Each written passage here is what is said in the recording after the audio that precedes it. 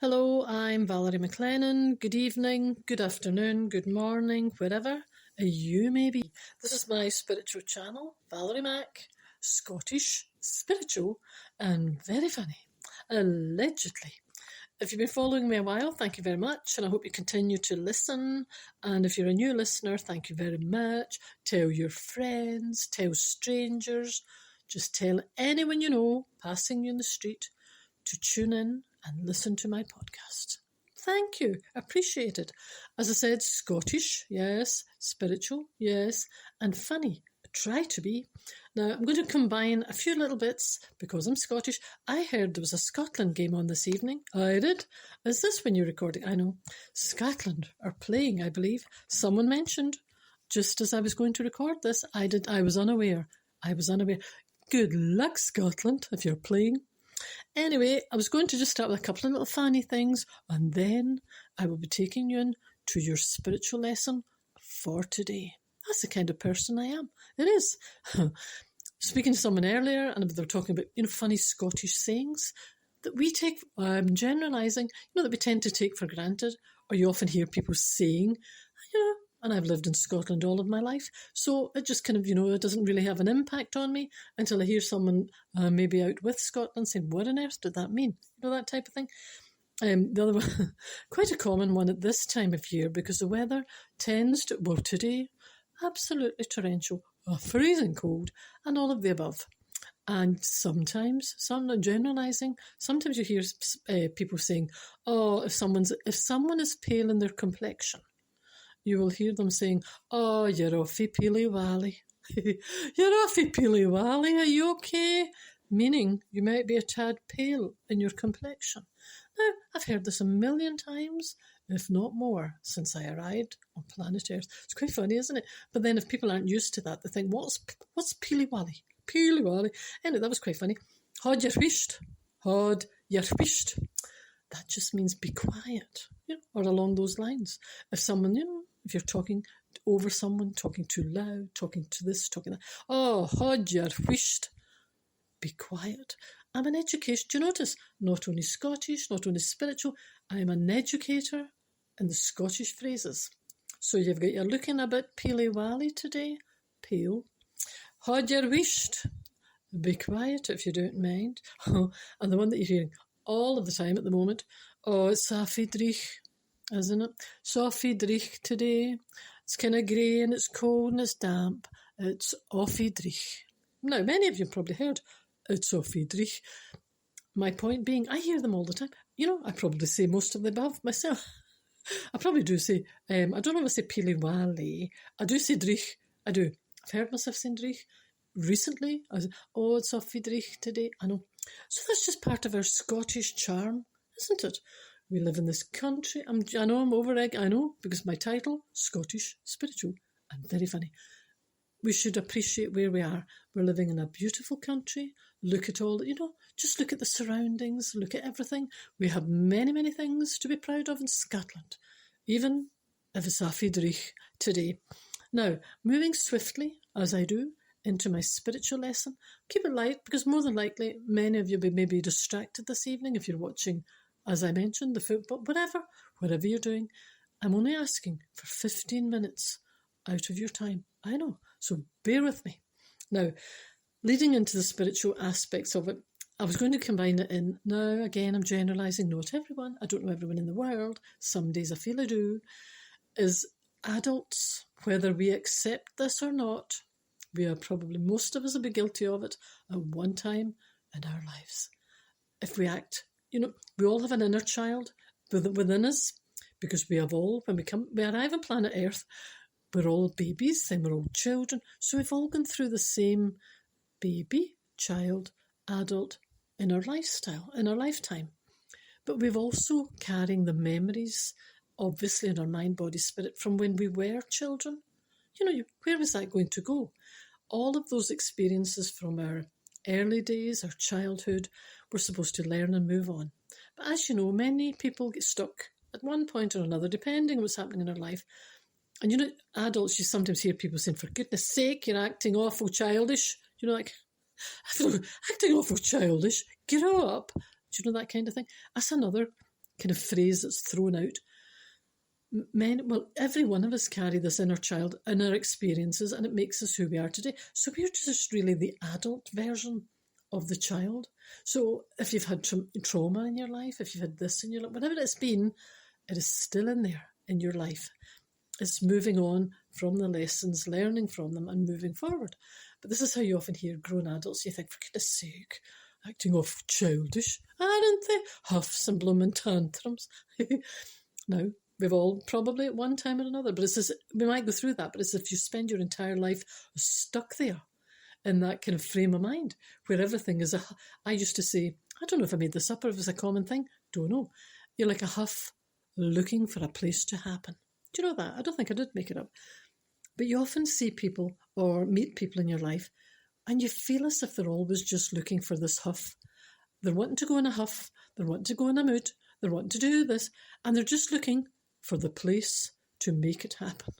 Do you know? Or the person that's going to be the target to annoy them so that they can then, there again, have this mood and this huff, and they're taking this huff, and I will make it happen if it's the last thing I do. Again, it's a kind of an immature part of character. So what we're supposed to do is move on from those experiences.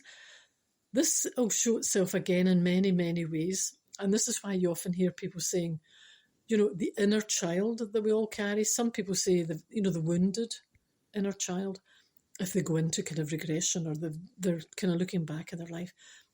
If there are different parts of their life that was traumatic, they can say the wounded child, or within us all, every one of us.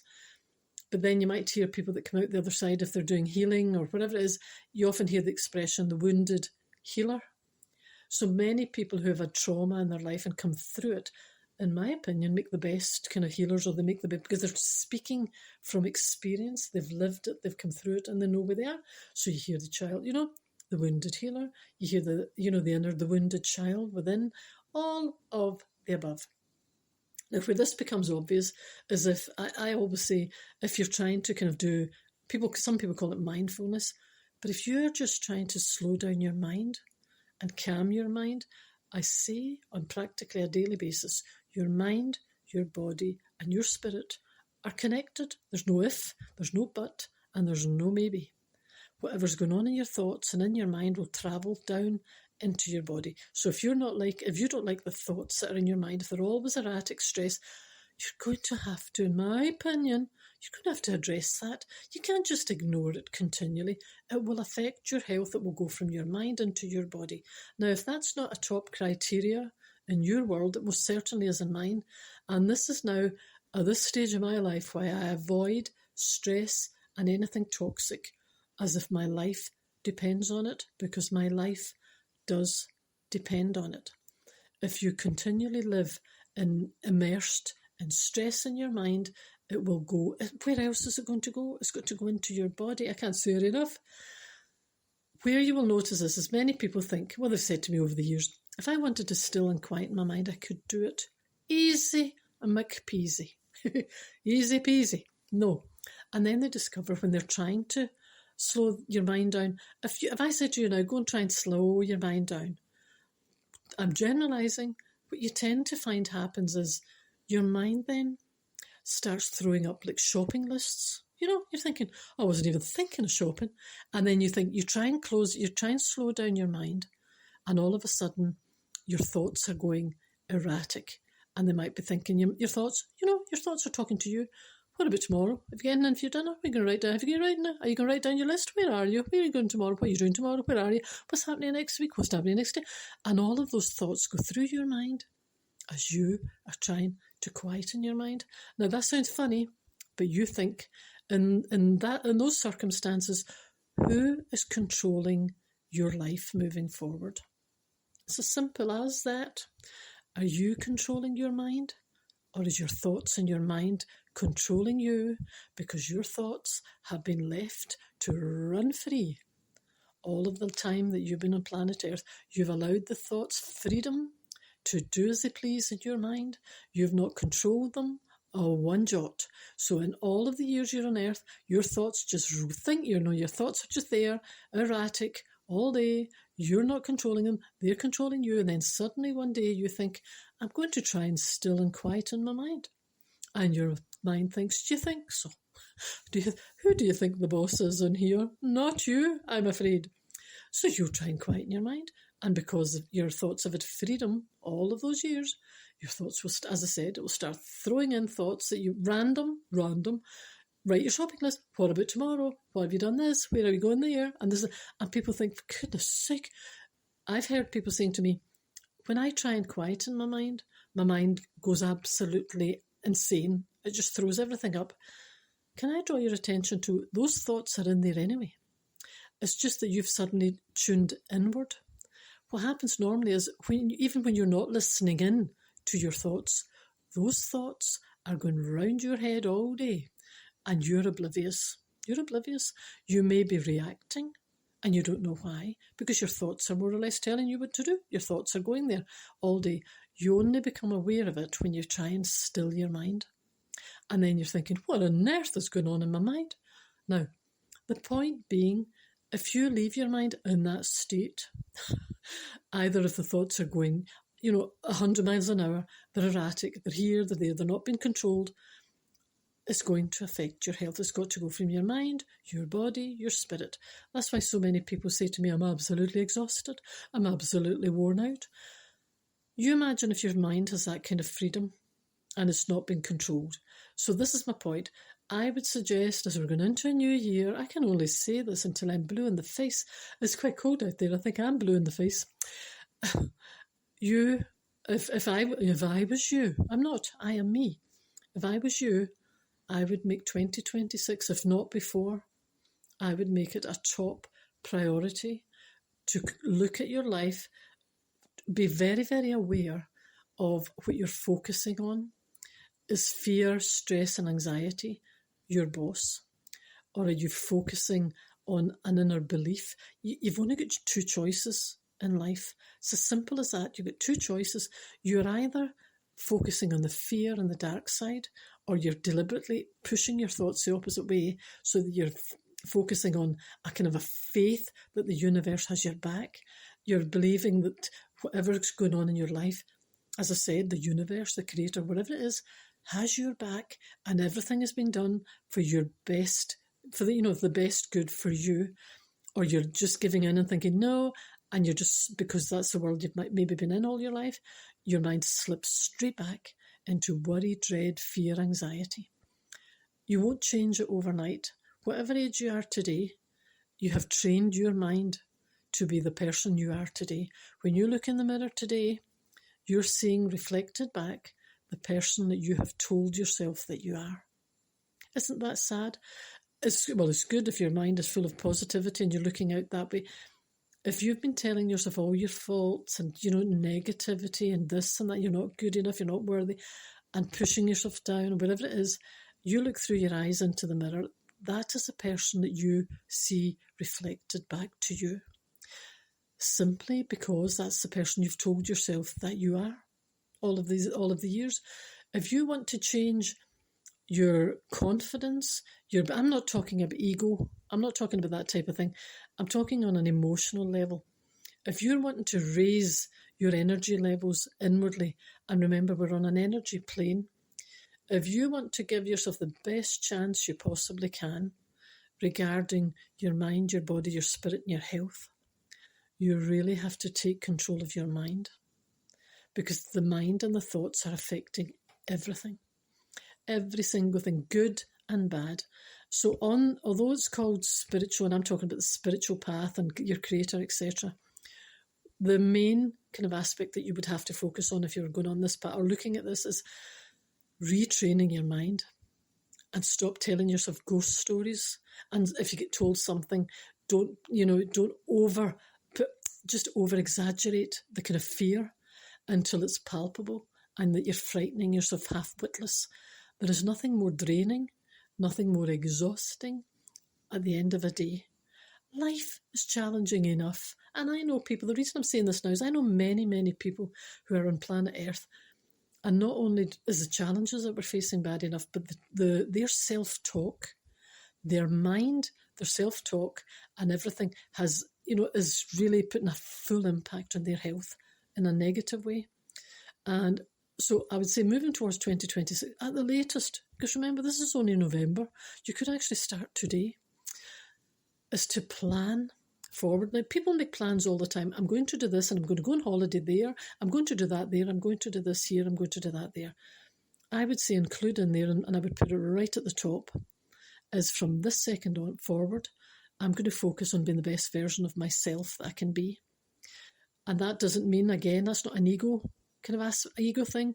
That's something relating mind, body, spirit, health. Because, people are looking at now around the place trying to spend an absolute fortune on superfoods, whatever, anything I can buy in a tub. Is there anything I can order online that's going to give me this youthful whatever? Is this it? The key is in your mind, not in a tub. It is not in all of these fancy groovy things that people are purchasing. Their focus is on there, the quick and easy way. This will keep me youthful. This will keep me this. You can buy as many, in my opinion, you can buy as many tubs as you like. If your mind is erratic, that's how is a tub going to be your answer to life? Or, a moisturiser, a cream, some superfood, the gym, all of the exercise, etc. is obviously beneficial to your body. Going to the gym, running, walking, everything is beneficial to your physical health. What I'm talking about is your mental health. If your mind is all erratic, it won't really work in correlation with the physical part. So if you're spending all your time on superfoods, running, doing this, doing that, you would, in my opinion, have to focus on, initially on your mindset. Many people who are in that world and they're kind of training, etc., they know they are really up to top gear on their mental state because they know the importance. You look at people who are really achieving, high achievers in the kind of physical world and their sports, etc. Do you think for one second they don't know the importance of their mindset? They've got that right under their control. And this is what, if they didn't have their mind under that type of control, the physical part wouldn't be working either. So what you've got to do, in my opinion, moving today onwards, is to tell yourself the past is gone. It doesn't even exist. The past only exists in your mind. If you keep bringing it up, if you keep talking about it, the past is there. If there's parts of the past that you don't like, why do you keep talking about it? Why do you keep living in it? Let it go, let it go. Now that would be my opinion. My thoughts for today, just wanted to give you that wee bit about looking peely wally, hod your twist, all of that type of thing. You will know yourself if you try and control your mind, you'll know how far along the path that you are when you notice how many kind of topics, shall we say, that your mind and your thoughts throw out to you to distract you, to get your concentration. Are you going to give in to your mind? Are you going to let your mind and the negativity rule you moving forward? Or are you going to do what you're supposed to be doing on planet Earth and controlling your thoughts, your spoken word, and taking action to be the best version of you? I would just say that's the best way of looking at your mind, body, spirit. And, and if you want to focus on superfoods, tubs and potions and lotions, or what more, can I say? Thank you. Look after each other. Take care. Speak to you soon. Bye for now.